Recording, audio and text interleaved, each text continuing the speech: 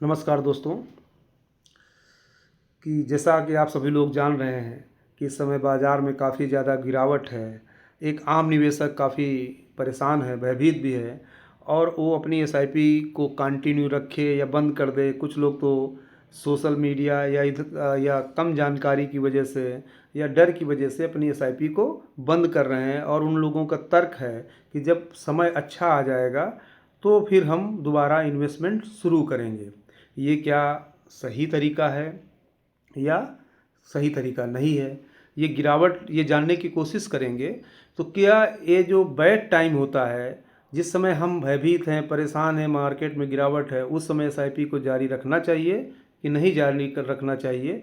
तो ये कि एसआईपी के बारे में बात करेंगे। ये 20 साल पुरानी एसआईपी है और ये फंड का नाम हमने इसलिए नहीं लिखा है कि कोई हम फंड का प्रमोशन नहीं कर रहे हैं। ये केवल आपके एजुकेशन पर्पज़ के लिए बनाया गया है। वैसे आप ढूंढेंगे तो फंड का नाम मिल जाएगा। इस म्यूचुअल फंड इंडस्ट्री में इस फंड की एनएवी सबसे ज़्यादा है। तो ये 20 साल में आप 224 महीने हुए। 224 महीने में इस एसआईपी को 86 महीने से बुरे वक्त से गुजरना पड़ा, जिस समय निराशा थी, मार्केट में गिरावट थी, काफ़ी ज़्यादा वोलेटिलिटी थी। अब यदि एक आम निवेशक इस फेस में अपनी एसआईपी बंद कर देता और केवल बुल फेस में चलाता, जो बुल फेस 154 महीने 20 साल में मिलते हैं, 8,60,000 रुपये आप ख़राब समय में निवेश करते हैं, बैड टाइम में, और 15,40,000 रुपये आप अच्छे समय में निवेश करते हैं। अच्छे समय में ज़्यादा निवेश होता ही है।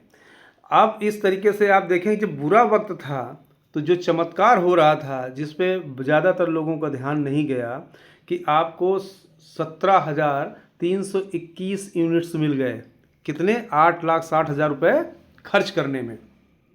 जहां आपने 15,40,000 रुपये इन्वेस्टमेंट किया, वहां उस दौरान जब आप बहुत खुश थे, उस समय आपको केवल 11,393 यूनिट्स ही मिले। इस तरीके से आपको 28,714 यूनिट्स मिल गए।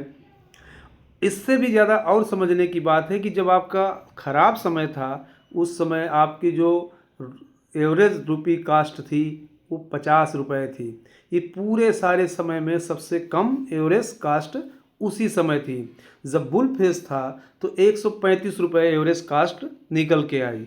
यदि दोनों का एवरेज, जैसा कि आप देख रहे हैं कि करीब 84 रुपये एवरेज है, तो अब आप यदि ये बियर फेस, जो जिस समय खराब समय था, उस समय का इन्वेस्टमेंट यदि आप ब्रेक कर दें या हटा दें, तो आपकी जो रुपी कास्ट एवरेजिंग वो बढ़ जाएगी, आपको कम यूनिट्स मिलेंगे, और जब कम यूनिट्स मिलेंगे, रुपी कास्ट एवरेजिंग बढ़ जाएगी, तो जो ये परिणाम आप देख रहे हैं कि 21% से अधिक का रिटर्न इस एसआईपी ने दिया और 24 लाख रुपए को लगभग 3 करोड़ में बदल दिया, ये संभव नहीं हो पाता। तो संभव इसी वजह से हो पाया कि इस एसआईपी ने या जो निवेशकों ने बियर फेस करीब 7 साल से अधिक का समय 20 साल में मिला, उसकी वजह से ही ये परिणाम आ सके। तो जब भी एसआईपी आपकी चल रही है, आगे 15-20 साल का समय है, और तो उस दौरान यदि आपको बियर फेस कुछ समय के लिए मिल जाते हैं, तो यकीन मानिए कि वो आपके लिए बैड टाइम नहीं है, वो बेस्ट टाइम है। उस समय एसआईपी बंद करना गलत है। उस समय एसआईपी नहीं बंद करना चाहिए और अपनी एसआईपी को जारी रखना चाहिए। अब ये कोई नहीं जानता है कि कब ये समय आएगा, लेकिन ये लंबी जर्नी में ज़रूर आता है।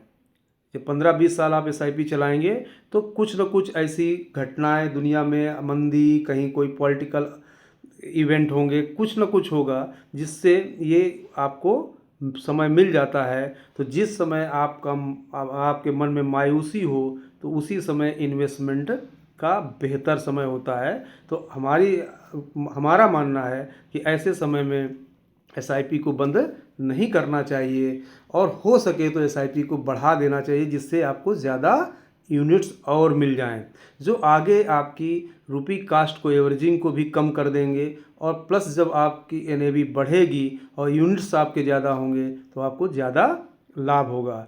किसी फंड का सजेशन नहीं है और हमारा कोई ऐसा इन्वेस्टमेंट का भी आपको सुझाव नहीं है। आप अपनी रिस्क प्रोफाइल अपने एडवाइज़र की सलाह से ही इन्वेस्टमेंट करें। यदि आपको जानकारी है तो आप स्वयं भी कर सकते हैं, बशर्ते ये ध्यान रहे कि mutual fund investment is subject to market risk, read all documents carefully before investing. तो ये जोखिम से भरा होता है, तो उसको अपना समझ करके ही इन्वेस्टमेंट करें। लेकिन जो इन्वेस्टमेंट लोग कर रहे हैं एसआईपी में, और वो अपनी एसआईपी को जारी रख सकते हैं, इस समय डर करके बैठने का नहीं है और अधिक उत्साह से पैसा लगाने का समय ऐसा लगता है कि एसआईपी में हमेशा जिस तरीके के निर्णय देखे गए हैं और इस तरीके के रिजल्ट भी आए हैं, जिन लोगों ने साहस दिखाया है खराब वक्त में, उन्हीं ने धन बनाया है। तो धन्यवाद दोस्तों।